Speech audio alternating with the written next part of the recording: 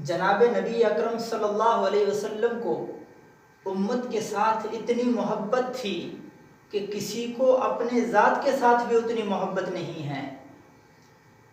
نبی علیہ السلام کو امت کے ہر فرد کی اتنی فکر تھی کہ کسی کو اپنی ذات کے بارے میں بھی اتنی فکر نہیں ہے۔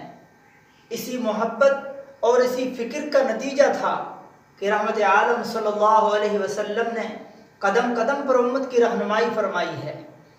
کوئی وقت، کوئی لمحہ، کوئی زندگی کا موڑ ایسا نہیں ہے جس میں نبی اکرم صلی اللہ علیہ وسلم نے امت کی رہنمائی نہ فرمائی ہو، ہدایات نہ دی ہوں۔ اب چونکہ موسم سرما کی ابتدا ہے تو اس موسم کے بارے میں بھی اللہ کے نبی صلی اللہ علیہ وسلم کی ہدایات موجود ہیں۔ حضرت ابو سعید خدری رضی اللہ تعالی عنہ سے روایت ہے، وہ فرماتے ہیں کہ نبی اکرم صلی اللہ علیہ وسلم نے فرمایا الشتاء ربیع المؤمن، سردی کا موسم مومن کے لیے بہار کا موسم ہے، یعنی نیکیوں کے سیزن کا موسم ہے۔ جیسے نباتات کے لیے بہار کا ایک موسم آتا ہے تو پھر اس میں وہ ان کے اوپر ایک جوانی سی چھا جاتی ہے، پھولوں میں خوشبو مہک اٹھتی ہے، تو ایسے ہی مومن کے لیے الشتاء ربیع المؤمن، سردی کا موسم مومن کے لیے بہار ہے۔ کیوں؟ آگے پھر اس کی تفصیل بیان فرمائی، فرمایا قصر نہارہ فصام فطال لیلہ فقام، کہ دن چھوٹے ہیں، روزہ رکھنا آسان ہے، راتیں لمبی ہیں، عبادت کرنا آسان ہے۔ یعنی سردیوں کا موسم مومن کے لیے بہار ہے۔ کیوں؟ اس لیے کہ سردیوں کے موسم میں دن کا روزہ رکھنا بھی آسان ہے، رات کی عبادت کرنا بھی آسان ہے۔ اب دن کے روزے، ان کے بارے میں نبی اکرم صلی اللہ علیہ وسلم کا ارشاد ہے کہ ایام بیض کے روزے رکھا کرو۔ ایام بیض یہ ہر ماہ کے 3 دن کے روزے، اسلامی مہینے کے 13، 14 اور 15 کی تاریخ، اور ان کے بارے میں نبی اکرم صلی اللہ علیہ وسلم کا ارشاد ہے، فرمایا یہ ایام بیض کے روزے کا صوم الدہر، ایسے ہیں جیسے کہ ساری زندگی کے روزے۔ اگر کوئی ایام بیض کے روزے صرف رکھ لے، ایسے ہے کہ گویا اس نے ساری زندگی کے روزے رکھے ہیں۔ ایسا کیوں ہے؟ قرآن مجید میں ہے من جاء حسنۃ فلہ عشر امثالھا، جو ایک نیکی لائے گا ایک کے بدلے میں اسے 10 نیکیاں ملیں گی۔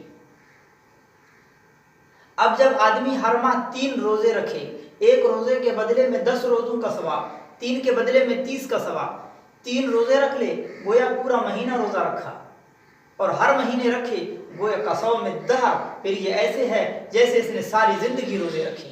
اور رات کے قیام کے بارے میں کیا فرمایا؟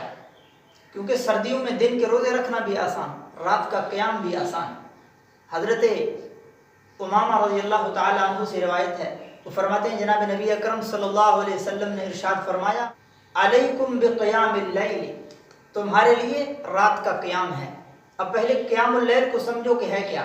قیام اللیل یہ ہے کہ عشاء کی نماز پڑھ کر 2 رکعت سنتیں پڑھ لے اور پھر گھر چلا جائے، خامخواہ ٹی وی میں وقت بھی ضائع نہ کرے اور موبائل پر بھی وقت ضائع نہ کرے، آرام سے جا کر سو جائے، اور جب رات کا آخری حصہ آئے، رات کے آخری حصے میں اٹھے اور پھر 8 رکعت نفل تہجد کی پڑھے، اور پھر اس کے بعد پڑھی تھی وہ وتر پڑھ لے، اور پھر اللہ سے گڑ گڑا کے مانگے، اپنی ضروریات مانگے، اپنی تمنائیں اللہ سے مانگے، اپنے دکھ، اپنے پریشانیاں، اپنے غم اپنے رب کے سامنے رکھے۔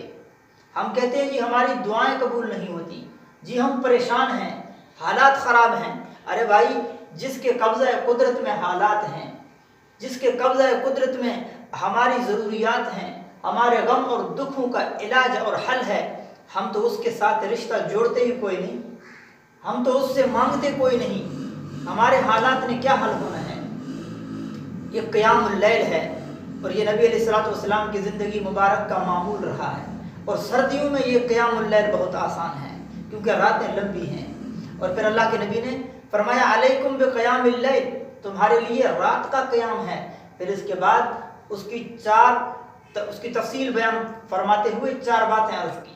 فَإِنَّهُ أَقُوبَ الصَّالِحِينَ قَبْلَكُمْ، اس لیے کہ یہ تم سے پہلے نیک لوگوں کا طریقہ رہا ہے، وَقُرْبَةٌ إِلَىٰ رَبِّكُمْ، اور یہ تم کو تمہارے رب سے قریب کر دے گا، وَمَغْفِرَةٌ لِلسَّيِّئَاتِ، اور یہ تمہارے گناہوں کو مٹا کے رکھے گا، وَمَنْہَاةٌ لِلْإِثْمِ، اور مزید گناہوں سے رکاوٹ کا ذریعہ بنے گا۔ یہ قیام اللیل کی فضیلت ہے، اور یہ سردیوں میں بہت آسان ہے۔ اس لیے تو نبی اکرم صلی اللہ علیہ وسلم نے فرمایا الشتاء ربیع المؤمن، یہ سردی کا موسم مومن کے لیے بہار ہے۔ حضرت سیدنا علی المرتضیٰ رضی اللہ تعالی عنہ سے روایت ہے، وہ فرماتے ہیں جناب نبی اکرم صلی اللہ علیہ وسلم نے ارشاد فرمایا ان فی الجنت لغرفۃ، کہ جنت میں ایک کمرہ ہے، یرا ظہورها من بطونها وبطونها من ظہورها، کہ اس کے اندر سے باہر کا حصہ نظر آتا ہے، اور جب باہر کھڑے ہو جائیں تو اندر کا سارا حصہ نظر آتا ہے۔ فقام الیہ اعرابی، ایک دیہاتی کھڑا ہو گیا۔ حضرت انس رضی اللہ تعالیٰ عنہ فرماتے ہیں ہم سوال نہیں کرتے تھے کیونکہ ہمیں سوال کرنے سے روک دیا گیا تھا، اب ہم اس انتظار میں رہتے تھے کہ کوئی دیہاتی آئے اور وہ سوال کرے اور ہمیں فائدہ ملے۔ تو فرماتے ہیں فقام الیہ اعرابی، ایک دیہاتی کھڑا ہو گیا، اس نے کہا لمن ہی یا رسول اللہ صلی اللہ علیہ وسلم، اللہ کے نبی پھر یہ کمرہ، یہ مکان کس کو ملے گا؟ نبی رحمت صلی اللہ علیہ وسلم نے ارشاد فرمایا ہی لمن اطاب الکلام، جو لوگوں کے ساتھ نرم لہجے سے بات کرتا ہو، خام خواہ کا غصہ، خام خواہ کی ناراضگی، خام خواہ کی ترشی نہیں ہوتی اس کے الفاظ میں۔ اطاب الکلام، لوگوں کے ساتھ جب بھی گفتگو کرتا ہے نرم لہجے کے ساتھ، نرمی کے ساتھ گفتگو کرتا ہے۔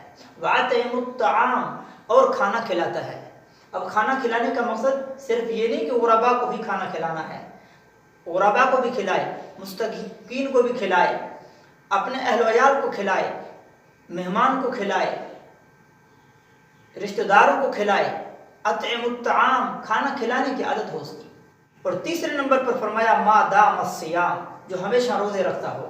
اب ہمیشہ روزے تو کوئی نہیں رکھ سکتا، اس کا طریقہ پھر وہی فارمولہ ہے کہ ایام بیض کے 3 روزے رکھ لو، کصوم الدہر، ایسے ہے جیسے گویا اس نے پوری زندگی روزے رکھے ہیں۔ اور نمبر 4 فرمایا صلی للہ والناس نیام، ایسے وقت میں کھڑے ہو کر نماز پڑھے، قیام اللیل کرے جب رات کے وقت لوگ سو رہے ہو۔ تو یہ شیشے کا کمرہ اس کے لیے اللہ رب العزت نے تیار کر کے رکھا ہے۔